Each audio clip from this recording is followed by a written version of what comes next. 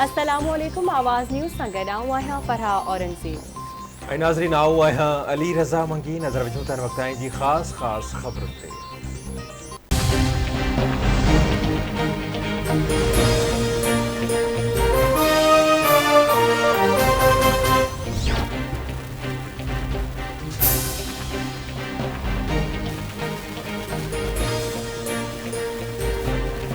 तहरीक इंसाफ जे अॻवान शहबाज़ गिल खे इस्लामाबाद में गिरफ़्तार किया वियो। मथस बग़ावत जो केस दाख़िल। अवाम के इदारनि जे सरबराहनि ख़िलाफ़ भड़काइण जा कलम बि शामिल। इस्लामाबाद पुलिस जो चवण है त इदारनि ख़िलाफ़ बयानबाज़ी ऐं अवाम के इदारनि ख़िलाफ़ भड़काइण ते शहबाज़ गिल मथां बग़ावत जो केस दाख़िल किया वियो आहे। पीटीआई अॻवान मुराद सईद शहबाज़ गिल की गिरफ़्तारी की तस्दीक कंदे चयो आहे त शहबाज़ गिल जी गाड़ीअ जा शीशा बि टोड़िया विया। ड्राइवर ते पिणु तशद्दुद कयो वियो। इम्पोर्टेड हुकूमत वाइल्ड लाइफ जो शिकार थी वई आहे।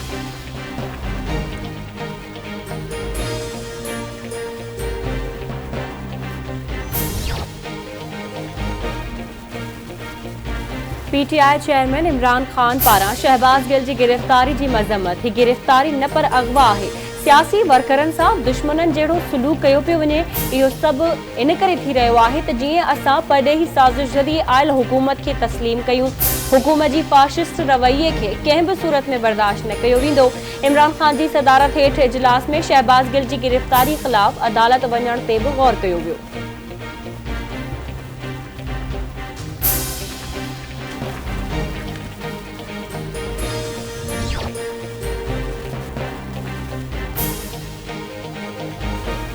बनीगाला ॾांहुं पेशकदमी थी रही है। पंजाब पुलिस के हिफ़ाज़त लाइ मोकिले रहिया आहियूं।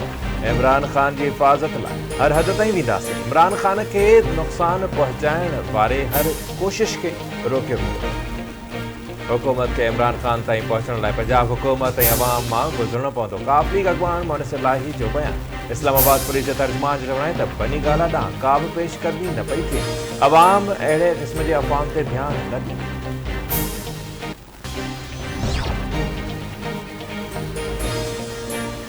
इक़्तिदार वञण बाद इमरान खान ज़हनी तवाज़ुन विञाए वेठो आहे। इक़्तिदार सदाई कहवत नाहे रहंदो। इख़्तिलाफ़ करण हक़ आहे, पर इदारनि ते हमलो करण ऐं बग़ावत ते भड़काइण मुल्क दुश्मनी आहे। दिफ़ा वारे वज़ीर ख्वाजा आसिफ जो बयान। संदसि चवण आहे त पाक फ़ौज खे टारगेट करे इमरान खान ऐं संदसि साथी मुल्क दुश्मन एजेंडा ते कम करे रहिया आहिनि।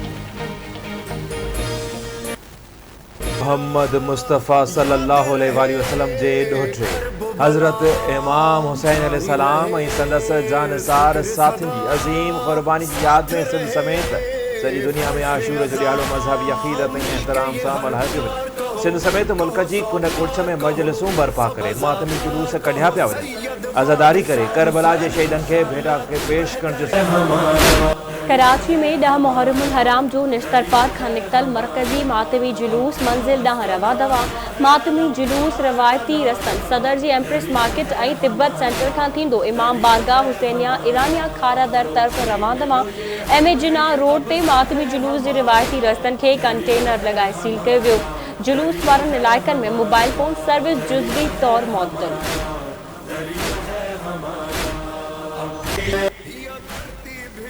10 मुहर्रमुल हराम के सिलसिले में कराची, हैदराबाद, जामशोरे, शहीद बनज़राबाद, मीरपुर खास, ठट्टे, बदीन, दादू, घोटकी, जेकबाबाद, कशमोर, कंधकोट, कंबर, शहदादकोट, सखर, खैरपुर, लाड़काने, मटियारी, नौशेरो फिरोज, सांगड़, शिकारपुर, टंडे अलहियार, टंडे मोहम्मद खान, थरपारकर, उमरकोट, सिजावल ज़िलनि के नंढनि वॾनि शहरनि में मजलिसूं बर्पा करे मातमी जुलूस कढण जो सिलसिलो जारी। अज़ादार ज़ंजीर ज़नी ऐं सीना ज़नी करे रहिया आहिनि। सबीलुन ऐं न्याज़ नगर जो सिलसिलो हलंदड़।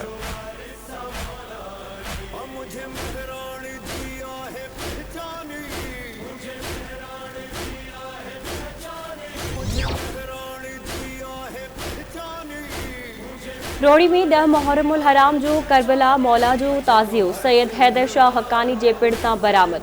मातमी जुलूस रिवायती रस्तनि खां थींदो Karbala G GT road station road खां थींदो स्टेशन भरिसां नहर थींदो।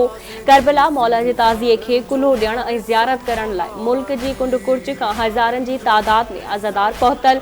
सिक्योरिटी जा इंतज़ाम सख़्त कया विया। पाक फ़ौज जी 3 कंपनियुनि खे हाई अलर्ट रखियो वियो।